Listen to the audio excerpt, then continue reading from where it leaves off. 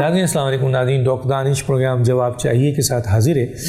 ناظرین آج کراچی پاکستان کا ایک منی پاکستان بھی ہے, ایک اہم شہر, بڑا شہر, اور یہاں کی سیاست بہت اہمیت کے حامل ہے, اور یہی وہ شہر ہے جو پورے پاکستان کو ریونیو دیتا ہے. لیکن افسوس کی بات ہے تقریباً 85% ریونیو کراچی جو ہے وہ مرکز کو دیتا ہے, اور 65% جو ریونیو ہے وہ دیتا ہے وہ آپ کے مرکز کو, اور سندھ کو جو ہے وہ تقریباً 85% ریونیو دیتا ہے.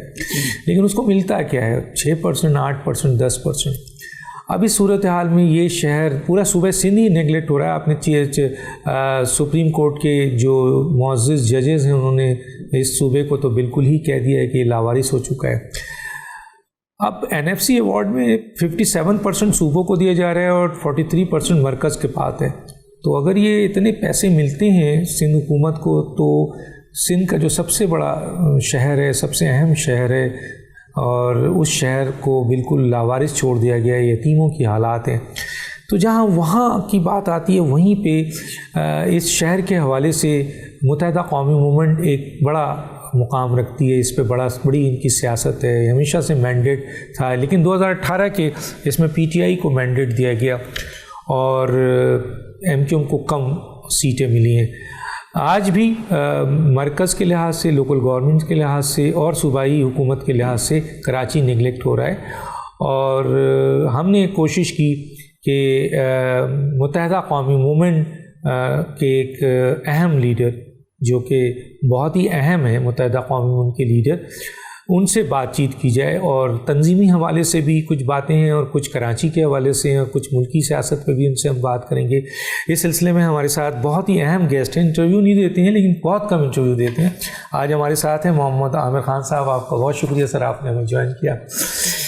Senior deputy convener MQM Pakistan, sir بہت شکریہ. بڑی نوازش ڈاکٹر صاحب. سب سے پہلے تو سر میں آ جاتا ہوں,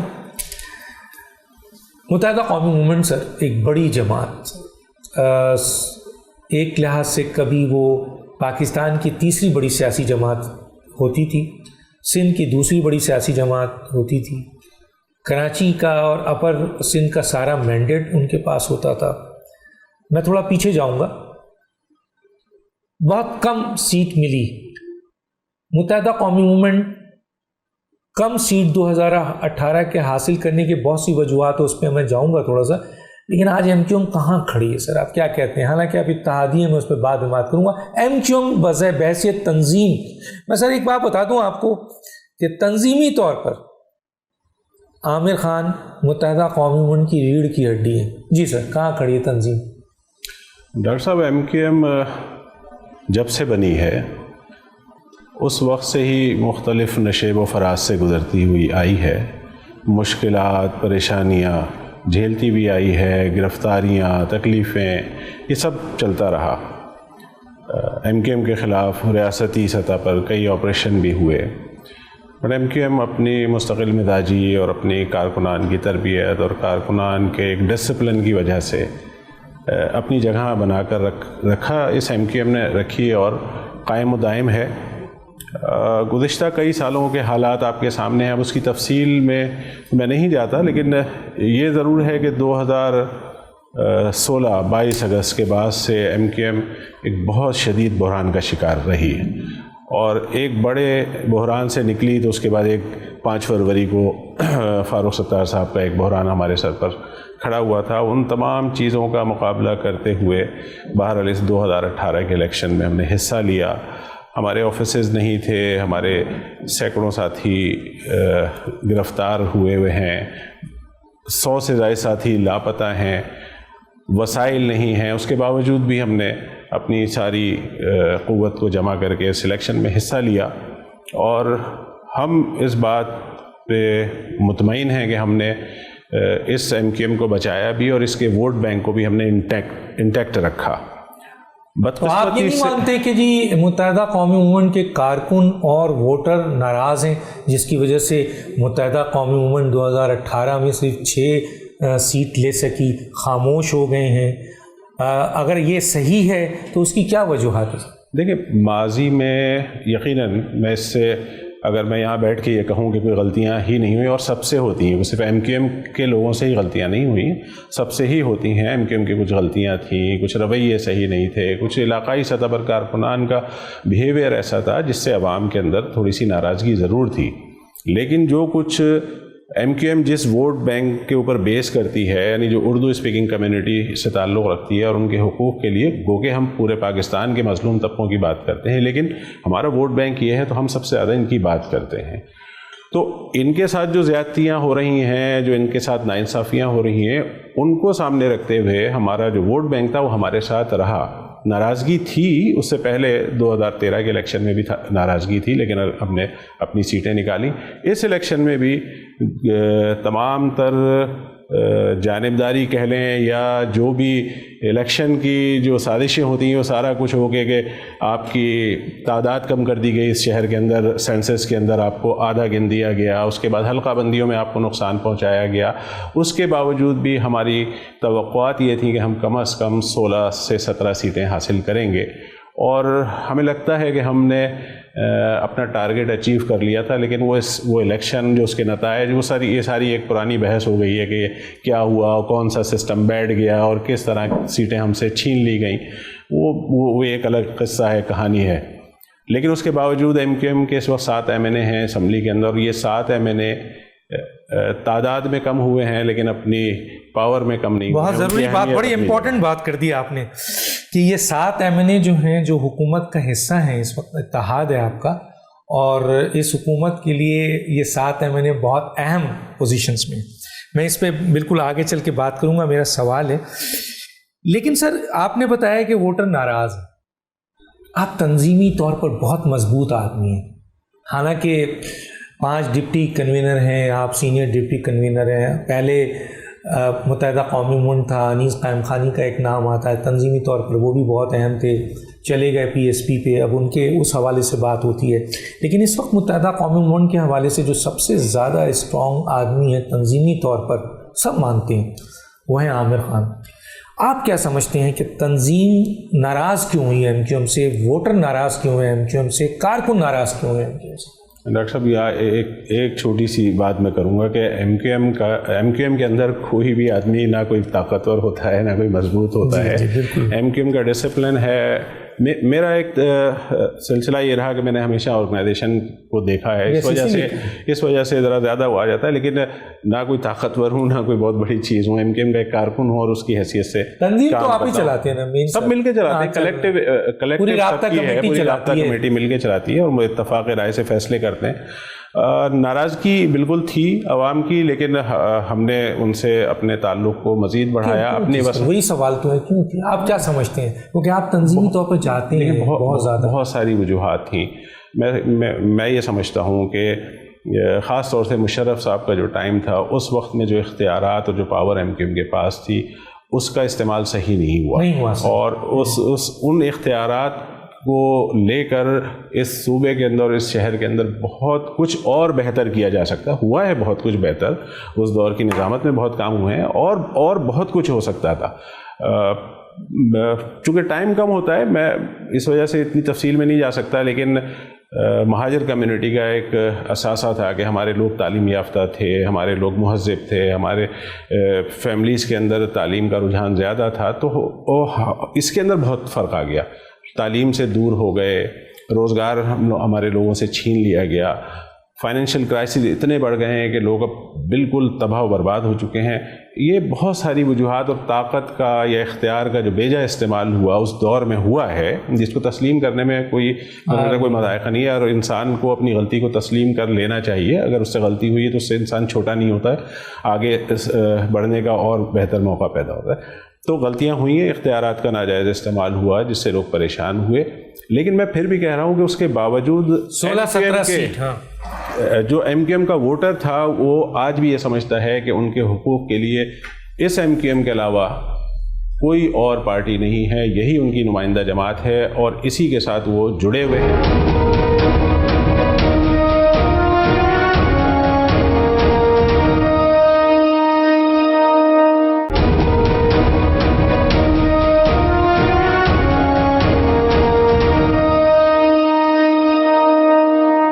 عامر خان, آفاق احمد, دو نام بڑے چلے, بڑے بہت زیادہ ڈسکس ہوئے. آج کل دیکھ رہے ہیں کہ اچھی ملاقات ہے, ملاقات ہو جاتی ہے, آ جاتے ہیں. تو ایم کیو ایم حقیقی اور پی ایس پی, یہ سوال اٹھتا ہے, میں بھی کر رہا ہوں, کیا وجوہات ہے کہ ایک پلیٹ فارم پہ آپ سمجھتے ہیں یہ جمع نہیں ہو سکتے ایک ایجنڈے پہ کہ جی سندھ کے شہری علاقوں کے لوگوں کو جو ان کے ساتھ ناانصافی ہو رہی ہے, خاص طور پہ کراچی والوں کے لیے مل کر کام کریں؟ ڈاکٹر صاحب, ہم نے تو پہلے کی صورتحال مختلف تھی, ایک دوریاں تھیں, نفرتیں تھیں, لیکن 22 اگست کے بعد تو آپ نے دیکھا کہ ایم کیو ایم نے اپنے دروازے کھولے. اس میں یہ آفاق صاحب بھی ہمارے پروگرامز میں آئے, ہم سب کو بلاتے ہیں. آپ کی بات درست ہے کہ سب کو ایک پلیٹ فارم پہ ہونا چاہیے, اور یہ ایم کیو ایم ایک نمائندہ جماعت ہے, اسی جماعت کے ساتھ سب کو جڑنا چاہیے. آفاق صاحب کو بھی میں یہ اس پارٹی کے توسط سے میں سب سے کہتا ہوں, سب کو دعوت دیتا ہوں اس پروگرام کے توسط سے کہ ایم کیو ایم ایک نمائندہ جماعت ہے جس کو پوری کمیونٹی اپنا مانتی ہے کہ بھئی یہی ایک تنظیم ہے, تو سب آئیں, سب مل کر کام کریں. ہمیں کسی سے کوئی اختلاف نہیں ہے. دروازے کھلے ہیں سر, سب کے لیے کھلے ہوئے ہیں, پی ایس پی والوں کے لیے بھی کھلے ہیں, اور سب کے لیے دروازے کھلے ہیں. لیکن سیاسی طور پر بیٹھ کے ٹاک شوز میں ایک دوسرے کے خلاف بات کرنا, یہ سب سیاست کا حصہ ہے.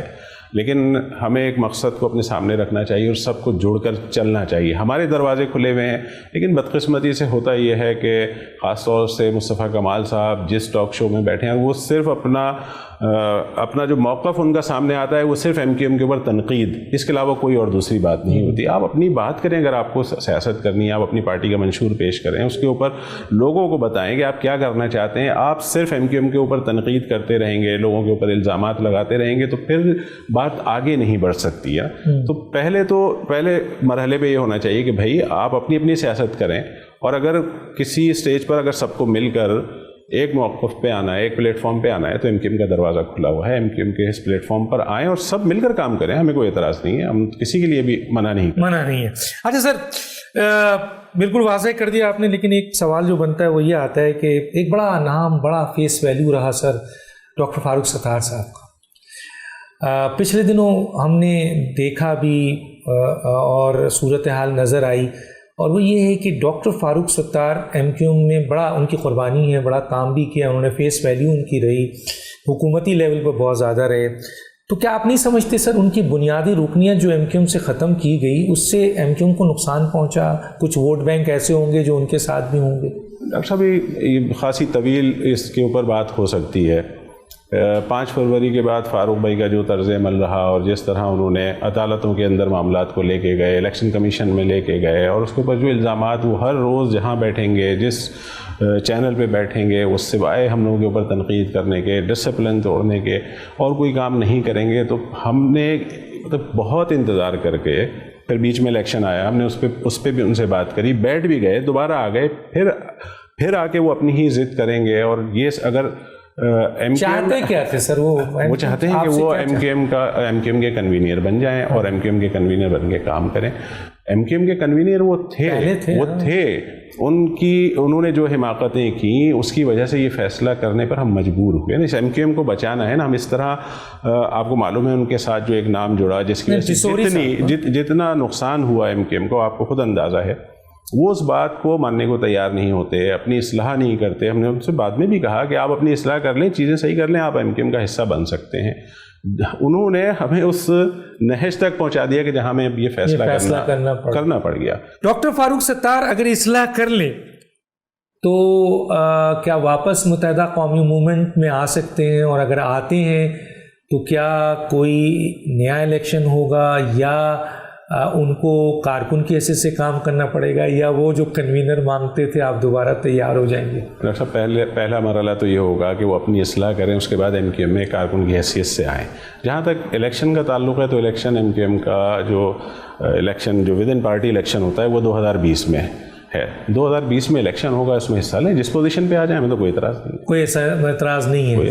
اچھا سر, ان کا یہ پوائنٹ ہے کہ جی فیصلے کارکن کو کرنا چاہیے, اور کارکن الیکشنز میں ایک میں نے ڈیمانڈ رکھی تھی کہ جناب آ جائیں اور متحدہ قومی موومنٹ جو ہے وہ بھی اور ہم دونوں دیکھ لیتے ہیں کہ الیکشن میں کیا فیصلہ ہوتا ہے. تو ارلی کوئی اس طرح کے الیکشنز کی گنجائش نہیں. دیکھیں کسی ایک فرد کی ڈیمانڈ پر تو پارٹی نہیں چل سکتی.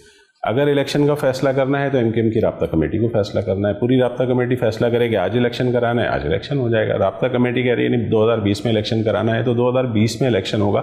فاروق ستار صاحب کی خواہشات کے اوپر پارٹی نہیں چل سکتی. تو یہ ہے کہ 2020 میں اگر وہ الیکشن لڑنا چاہتے ہیں تو پھر اس میں اپنی پوزیشنز کو آ کے دیکھ سکتے ہیں. پہلے اصلاح کریں گے, پھر رکنیت بحال ہوگی, اس کے بعد رکنیت سے پہلے تو نہیں ہو سکتی. اگر رکنیت سے پہلے نہیں ہے تو پھر رکنی نہیں ہے تو الیکشن میں کیسے حصہ لیں گے. اچھا سر, مجھے یہ بتائیے کہ متحدہ قومی موومنٹ اس وقت کیونکہ کہاں سنا جاتا ہے, اب اس پہ آپ بڑا اچھا موقع ملا ہے ہمیں کہ آپ کے ذریعے وہ تمام سوالات لوگوں کے جو ذہنوں میں ہیں یا ایلیگیشنز لگائے گئے ہیں وہ کلیئر ہونے چاہیے. اختلافات بہت ہے آپس میں متحدہ قومی موومنٹ میں, ایک دوسرے کو ایکسیپٹ نہیں کرتے ہیں, اور ڈاکٹر خالد مقبول صدیقی کے حوالے سے کہا یہ جاتا ہے کہ جی وہ ایک ڈمی کنوینر کے طور پہ کام کر رہے ہیں, فیصلے کہیں اور ہوتے ہیں. اس میں کہاں تک صداقت ہے؟ ڈاکٹر صاحب دیکھیں, کہنے والے کی آپ زبان تو پکڑ نہیں سکتے, جس کو جو کہنا ہے وہ کہتا رہے گا. ایم کیو ایم ایک بالکل خاندان کی طرح, ایک فیملی کی طرح چلتی ہے. پوری رابطہ کمیٹی بیٹھ کے مشاورت کرتی ہے. خالد بھائی اس کے کنوینر ہیں, ان کی کنوینرشپ کے اندر فیصلے ہوتے ہیں. ہمارے محترم ہیں, ہمارے بڑے ہیں, ہم ان کی اسی طرح رسپیکٹ کرتے ہیں اور ان کی ہی کنوینرشپ میں یہ پارٹی چل رہی ہے. تو ہمارے درمیان میں تو اس طرح کی کوئی اختلافات نہیں ہیں. اختلاف رائے بہت ساری چیزوں پہ ہوتا ہے, لیکن وہ بیٹھ کے بات کرتے ہیں. ساری چیزیں اسموتھلی چل رہی ہیں. مختلف اخبارات میں کہیں کسی چینل کے اوپر اس طرح کی خبریں چلتی رہتی ہیں. اس میں کوئی حقیقت نہیں ہے. ہم لوگ سب متحد ہیں اور ایک جگہ ایک سوچ سے آگے بڑھ رہے ہیں, کام کر رہے ہیں. اور کوئی اختلاف رائے ہو سکتی ہے, اس کو بیٹھ کے اس کو آپ گروپنگ نہیں کہہ سکتے. گروپنگ کا تو تصور ہی نہیں ہے نا. ہم سب متفقہ فیصلے کرتے ہیں, ہم سب ایک ساتھ ہیں. اور یہ سوچ یا یہ بات جو کہیں پر بھی کہی جاتی ہے کہ خالد بھائی کنوینئر ہیں اور ایکٹنگ کنوینئر ہیں, یہ ڈمی امی والا تصور بالکل غلط ہے. وہ ایکٹنگ کنوینئر ہیں. اچھا, ایکٹنگ کنوینئر. تو یہ ایکٹنگ سے مراد وہ باقاعدہ کام ہے. ایکٹنگ سے مراد یہ نہیں ہے کہ کسی کی جگہ پر ان کے پاس اختیارات پورے موجود ہیں. وقتی طور پر وہ کنوینئر ہیں اور ان کی ہی کنوینرشپ میں یہ پارٹی چل رہی ہے. میں ایک چھوٹا سا بریک لیتا ہوں, اور بریک کے بعد پھر دوبارہ آتا ہوں. تھوڑے سے کچھ اور سوالات ہیں امپورٹنٹ ہیں جو جائیں گے, ہم آپ کا پوائنٹ آف ویو ضرور جائے. ایک چھوٹا سا بریک پہ واپس آتے ہیں.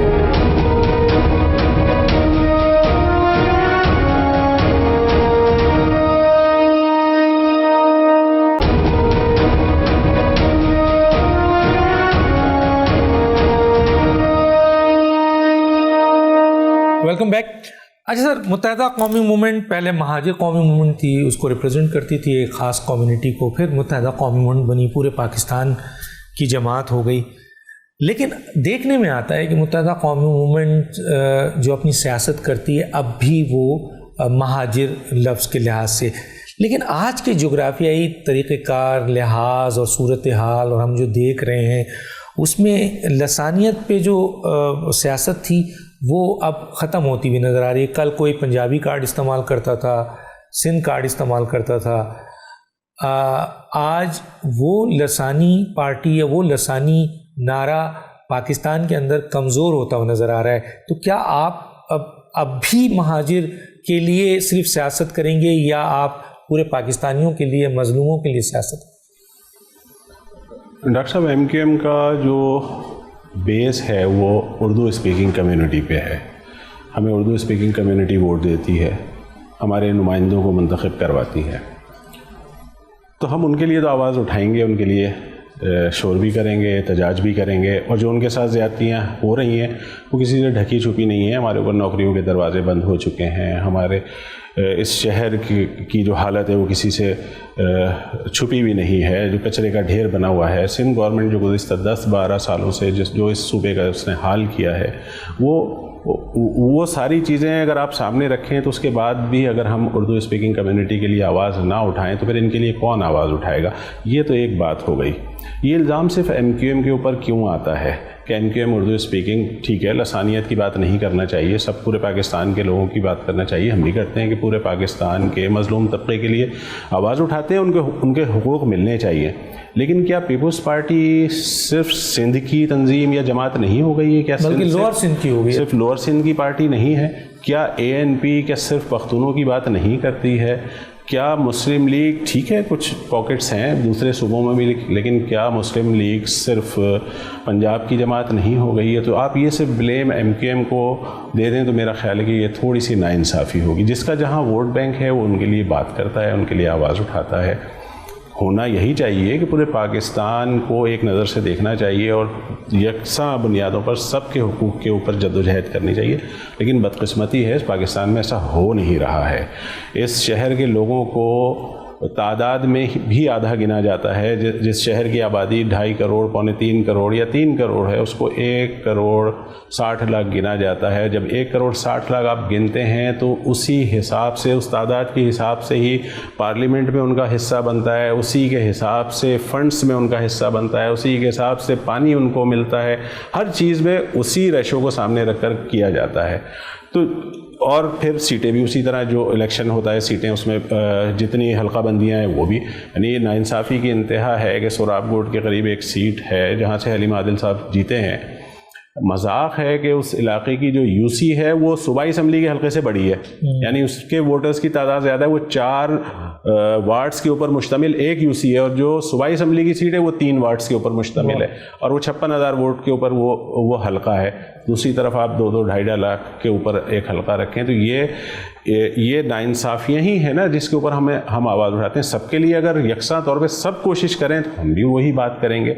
ہم اگر اردو اسپیکنگ یا مہاجروں کے لیے کوئی بات کرتے ہیں تو خدا نخواستہ ہم کسی سندھی، کسی پنجابی یا پختون کسی کے حق کچھ چھیننے کی بات نہیں کرتے ہیں. لیکن آپ کا ووٹ بینک اردو اسپیکنگ ہے، اس کو ریپرزینٹ کریں گے آپ، ہمیشہ کریں گے، چاہے آپ مہاجر قومی موومنٹ سے متحدہ ہو جائیں یا جو بھی ہو جائے. سر ایک بہت امپورٹنٹ سوال ہے، کیا آپ نہیں سمجھتے کہ PTI کا جو مینڈیٹ کراچی والوں نے ان کو دیا، MQM سے لے کر PTI کو دیا، 14 سیٹیں ان کو ملی ہیں، آپ اس اتحاد کا حصہ بن گئے ہیں، اس حکومت کا حصہ بن گئے. آج آپ کسی جگہ پہ آپ کو گلٹی فیل ہوتا ہے کہ 1 سال ہو چکے ہیں اور میں مرکزی حکومت پہ بھی آ رہا ہوں، ابھی لوکل گورنمنٹ سے بھی بات کروں گا اور پروونشل کی بھی، لیکن کیونکہ آپ اس کے اتحادی ہوئے ہیں ایک طرف، دوسرا انہوں نے آپ کا ووٹ بینک لیا ہے، صحیح لیا غلط لیا ہے. اس وقت آپ کو یہ خیال ہے کہ آپ نے اتحاد کر کے غلطی کی PTI سے، کیونکہ PTI کراچی کے مسائل کو حل نہیں کر رہی. آج بھی بجٹ میں جو انہوں نے 22 پوائنٹ سم تھنگ دیا، ایک K4 پہ 200 آپ کے ارب روپے کی ضرورت ہے. K4 بہت ضروری ہے کراچی کے لیے، پانی کے لیے. یہاں ایک یتیمی کے حالات ہیں کراچی میں، آپ نے خود بھی مینشن کیا. تو PTI کے ساتھ آپ کا اتحاد 1 سال ہو گیا، آپ کو اس پہ افسوس ہے؟ ڈاکٹر صاحب افسوس کا لفظ تو شاید مناسب نہیں ہوگا، لیکن اطمینان نہیں ہے. اور جو حقیقت ہوتی ہے، ریئلٹی ہوتی ہے، وہ کسی نہ کسی انداز میں سامنے آتی ہے، انسان کے منہ سے نکل جاتی ہے. آپ ابھی سوال کرتے وقت ہی آپ نے جو الفاظ ادا کیے اس میں آپ نے یہ الفاظ کیے کہ آپ کی سیٹیں کسی کو دے دی گئیں تو کسی نے دیں. تو یہ سب تو ہے، یہ تاثر ہے، وہ ظاہر ہے. اور اس کے اوپر پورے پاکستان کے لوگوں کا یہی تاثر ہے. ہمیں بھی MQM کے پلیٹ فارم سے ہمارے سامنے جو آپشنز تھے ہمیں اس پہ بھی غور کرنا تھا. ہم نے بیٹھ کر اس کے اوپر مشاورت کی. PTI کے ساتھ نہیں جاتے تو کیس پیپلز پارٹی کے ساتھ جاتے، جس نے گزشتہ 11-12 سال میں اس صوبے کا جو حال کیا ہے. یا مسلم لیگ کے ساتھ ہم کئی دفعہ گئے، انہوں نے بھی کسی طرح کی کوئی کوشش نہیں کی کہ کراچی اور حیدرآباد اور سندھ کے شہری علاقوں کے لوگوں کو بھی کچھ حصہ ملنا چاہیے، ان کو بھی شیئر ملنا چاہیے ان کی طرف سے بھی. تو یہ ایک نئی حکومت آئی تھی PTI، ہم نے ایک نیک نیتی سے کوشش کی ہے کہ ہم ان کے ساتھ چلیں اور پورے پاکستان میں بہتری آئے، خصوصاً کراچی اور حیدرآباد میں جہاں سے ہمارے لوگ منتخب ہوئے ہیں. لیکن اطمینان نہیں ہے کہ عمران خان صاحب نے خاص طور سے کراچی میں جب بھی وزٹ کیا اور جو بھی انہوں نے جلسہ کیا یا اس کے علاوہ اپنی میٹنگس میں انہوں نے جو باتیں کی، جو دعوے کیے کہ کراچی پاکستان کی شہرگ ہے، کراچی ہب ہے، لیکن بجٹ کے اندر اس کا عکس نظر نہیں آ رہا.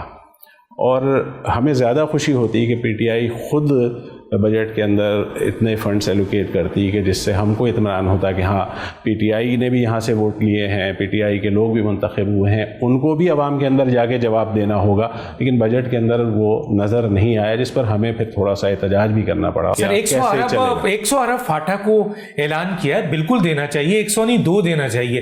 لیکن سر سوال یہ پیدا ہوتا ہے کراچی جو ریونیو دیتا ہے اس کو 25 ارب 22 ارب، آپ کیونکہ مین ریپرزنٹیٹیو ہیں سر، آپ کی سیاستی بیس کرتی ہے کراچی کے اوپر، اپر سندھ کے شہری علاقوں کے اوپر، اردو اسپیکنگ کے اوپر. آپ نہیں سمجھتے سر کہ یہ بہت بڑی زیادتی ہے؟ تو یہ بہت بڑی زیادتی ہی نہیں، یہ پورے ملک کے ساتھ بہت بڑی زیادتی ہے. اس ملک کو اگر ترقی کرنی ہے، آگے بڑھنا ہے، تو یہ کراچی پورے پاکستان کو کما کر دے رہا ہے. تو یہاں کے مسائل آپ حل نہیں کریں گے، یہاں کے لوگوں کو سہولتیں نہیں دیں گے. یہاں پر پانی کی شارٹیج ہے، یہاں کچرا پوری سڑکوں پر بکھرا پڑا ہے، پوری سڑکیں ٹوٹ پھوٹ کا شکار ہیں. یہاں پر ہاسپٹل تباہی کے دانے پہ کھڑے ہوئے ہیں، یہاں پر تعلیمی ادارے بالکل تباہ ہو چکے ہیں. اگر آپ اس کو بہتر نہیں کریں گے، جو شہر کما کر دے رہا ہے آپ اس کے اوپر انویسٹ کرنے کو تیار نہیں ہیں. آپ 200 نہیں، آپ 400 ارب دیں، آپ کسی کو بھی دیں، فاٹا کو دیں، آپ کسی بھی صوبے کو دیں، کہیں دیں. لیکن آپ کو خود یہ سوچنا پڑے گا کہ جو شہر آج بھی 65 70 اس پہ اختلاف کر سکتے ہیں کہ بھئی 65% ہے، لیکن آج بھی 65-70% جو ہے پورے پاکستان کا بجٹ یہ شہر کما کر دے رہا ہے. اس پر سوچنے کی ضرورت ہے، اور یہ ایک افسوسناک صورتحال ہے، اور خاص طور سے ہم لوگوں کے لیے بہت تکلیف دہ ہے کہ ہم سب کچھ کر رہے ہیں. یہ شہر ایم کیو ایم سے ہٹ کر، میں تو اس شہر کے باسیوں کی بات کرتا ہوں. یہاں پر پنجابی بھی بستے ہیں، یہاں پر سندھی بھی رہتے ہیں، یہاں پر پٹھان بھائی بھی رہتے ہیں، سب بستے ہیں نا. ان سب کی بری حالت ہے. ان کو اس شہر کے اندر آپ کو معلوم ہے کہ اس شہر کے اندر یعنی 50% لوگوں کو کہ ان کے حساب سے پانی، یعنی اگر 100 لوگ ہیں تو 50 لوگوں کو پانی پرووائڈ کیا جا رہا ہے، پانی نہیں دے رہے ہیں. تو یہ ان کو سوچنا چاہیے کہ K4 کا منصوبہ جو 24 ارب سے شروع ہوا تھا آج 200 ارب تک جا چکا ہے، کون بنائے گا؟ کس کو اس بات کی فکر ہے؟ اور اس کے اندر بھی میں بار بار اس حوالے سے بات کرتا ہوں پیپلز پارٹی کی حکومت سے، ان کا تعصب اور ان کی نفرت انتہا پر ہے. ڈاکٹر صاحب یہ K4 کے منصوبے کو نہیں بنانے دیں گے. اس کی وجہ ہے وہ اس پانی کو اس شہر تک آنے نہیں دینا چاہتے. پہلے اس شہر کے لوگوں کے جسم سے خون نچوڑ دیا گیا ہے، اب ان کے جسموں سے پانی بھی نچوڑنے کے اس میں لگے ہوئے ہیں. یہ سارا پانی جو دریائے سندھ میں آتا ہے، دریائے سندھ سے آبادی کے حساب سے تقسیم ہوتا ہے. اگر یہ K4 کا منصوبہ بن جائے گا تو یہاں کی آبادی کو، جس میں مشرف صاحب کے دور میں بھی یہاں کی ریکوائرمنٹ کے حساب سے کچھ اضافہ کیا گیا تھا، یہ چاہتے ہی نہیں ہے. یہ سارا پانی سندھ کے وڈیرے جاگیردار اپنی فصلوں پر لے کے جائیں گے، پینے کو پانی نہیں دیں گے. اربوں کمائیں گے اس سے سندھ کے دیہاتوں میں، دیہی علاقوں میں اپنی. سر یہ مرکز نے دینا ہے آپ کو 200 ارب، تو پیپلز پارٹی تو ٹھیک ہے، وہ تو کراچی کے ساتھ جو زیادتی کر رہی ہے وہ سب کو نظر آ رہا ہے. لیکن سر آپ اس مرکزی حکومت کے اتحادی ہیں جس نے 200 ارب روپیہ اب اس کی جو ڈیمانڈ ہے وہ دینی ہے پی ٹی آئی نے، وہ نہیں دے رہے ہیں سر. ڈاکٹر صاحب جب یہ منصوبہ شروع ہوا تھا تو آدھے پیسے پروونشل گورنمنٹ کو دینے تھے، آدھے پیسے وفاق کو دینے تھے. وفاق نے اس وقت کے حساب سے کوئی 12 ارب روپے تھے، اس میں سے شاید کوئی 80 کروڑ روپے باقی ہیں، باقی وفاق دے چکا ہے. اس منصوبے کے اندر اتنی تبدیلیاں کر دی گئی ہیں، اس کے اتنے نقشے کے اندر تبدیلیاں ہو گئی ہیں، اور اس کے بجٹ کو، اس کی قیمت کو اتنا بڑھا دیا گیا ہے. تو وفاق ابھی یہ کہتا ہے، ہم اتفاق نہیں کرتے وفاق کی اس بات سے بھی کہ انہوں نے اپنے حصے کے پیسے دے دیے اور پروجیکٹ آگے چلا گیا، اس کی قیمت بڑھ گئی تو ہم نے اپنے حصہ نہیں، ایسا نہیں ہونا چاہیے. ان کو اپنا حصہ دینا چاہیے، وفاق کو بھی اپنا حصہ دینا چاہیے، اور پروونشل گورنمنٹ کو بھی اپنا حصہ دے کے اس پانی کے مسئلے کو حل کرنا چاہیے. امید نہیں ہے ڈاکٹر صاحب مجھے. میں آتا ہوں اب اختیارات پہ لوکل گورنمنٹس کے اور سندھ گورنمنٹ پہ. ایک چھوٹا سا ناظرین بریک لیتے ہیں، پھر واپس آتے ہیں.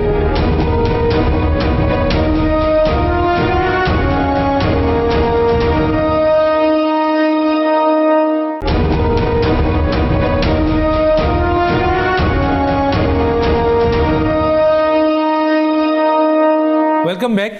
سر کراچی کے ساتھ یہ سوتیلا جو سلوک ہے کیوں ہے یہ پیپلز پارٹی کا کیوں ہے سر؟ یہ اس کا صوبہ ہے, یہاں آپ نے کہا کہ ہر زبان بولنے والا رہتا ہے, یہ صوبہ سندھ کا دارالحکومت ہے جو ریونیو کما کے دیتا ہے, جس سے سندھ چلتا ہے, پورا ملک چلتا ہے. پھر بھی اس ملک سے کیا سر, اس ملک سے اس شہر سے عداوت کیا ہے, دشمنی کیا ہے؟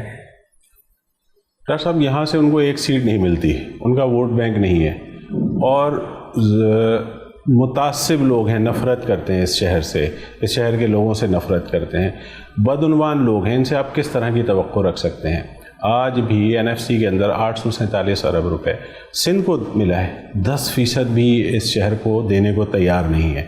اس پروونشل گورنمنٹ کو 90% کما کر کراچی دیتا ہے, یہ 10% کراچی پر خرچ کرنے کو تیار نہیں ہے. ہونا تو یہ چاہیے کہ جو شہر, جو علاقہ آپ کو کما کر دے رہا ہے, بالکل دیہی علاقوں پر خرچ کریں, لیکن جو علاقہ کما کر دے رہا ہے اس میں بہتری کی مزید کوشش کریں تاکہ اور امپرومنٹ آئے اور پورے ملک کے اندر ترقی ہو.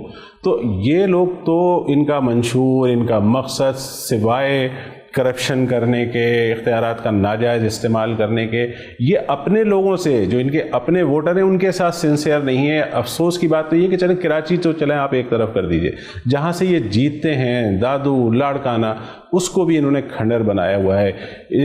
اس صوبے کے لیے, جس کے لیے معزز جج صاحب یہ فرمائیں کہ یہ کرپٹ ترین صوبہ ہے اور بدعنوان ترین گورنمنٹ ہے, اس کے بعد کیا ان سے آپ توقع کر سکتے ہیں؟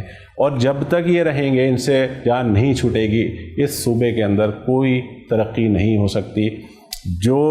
جس نے جو کچھ بھی کیا ہے, کرپشن کی ہے, ان کا سب کا احتساب ہونا چاہیے, سب سامنے آنا چاہیے, اور ان کو ان کے کیے کی سزا ملنی چاہیے. جب تک ان کی پکڑ نہیں ہوگی, ہم تو نا امید ہیں کہ پیپلز پارٹی کی حکومت سے سندھ کے شہری علاقے تو الگ کر دیں, آپ دیہی علاقوں میں بھی کوئی ترقی نہیں ہوگی.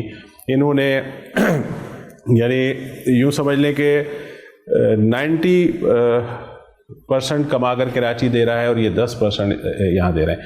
پورے پاکستان کے اندر زراعت ایک ایسا شعبہ ہے جس کے اوپر ٹیکس لگانے کو تیار نہیں ہے. ہم بار بار آواز اٹھاتے ہیں. ابھی انہوں نے ٹیکس لگائے ہیں, 1.5 ارب روپے کے ٹیکس لگا دیے ہیں سندھ کے شہری علاقوں میں مختلف ہیڈس کے اندر, اور زراعت کے اوپر انہوں نے کوئی 80 کروڑ روپے لگائے ہیں. کوئی انصاف ہے, کوئی طریقہ ہے اس طرح صوبہ ترقی کرے گا؟ صرف رونا روتے ہیں, مظلومیت کا سم کارڈ استعمال کرتے ہیں, اور لوٹ مار کے علاوہ ان کا کوئی مقصد نہیں ہے. اس گورنمنٹ سے ڈاکٹر صاحب مجھے کیا, میرا خیال ہے کہ سندھ کے شہری علاقوں میں کسی فرد کو کوئی توقع نہیں ہے کہ یہاں کوئی بہتری آ سکے. سر دو پوائنٹ بہت امپورٹنٹ ہیں, اور ابھی APC میں ایک بات ضرور ڈسکس کی گئی کہ جو موجودہ حکومت کی معاشی طرز عمل ہے, اس طرز عمل, وہ کہتے ہیں یہ ملک دشمن ہے, یہ ملک دشمن ایجنڈا ہے. پاکستان کو معاشی طور پر کمزور کرنے کا ایجنڈا یہ حکومت لے کے آئی ہے, اور اس سے خانہ جنگی ہو سکتی ہے. مجھے تو خانہ جنگی سر کراچی میں بھی نظر آتی ہے اگر پانی نہیں ملے گا سر. یقیناً یہ ایک بہت بڑا مسئلہ ہے ڈاکٹر صاحب.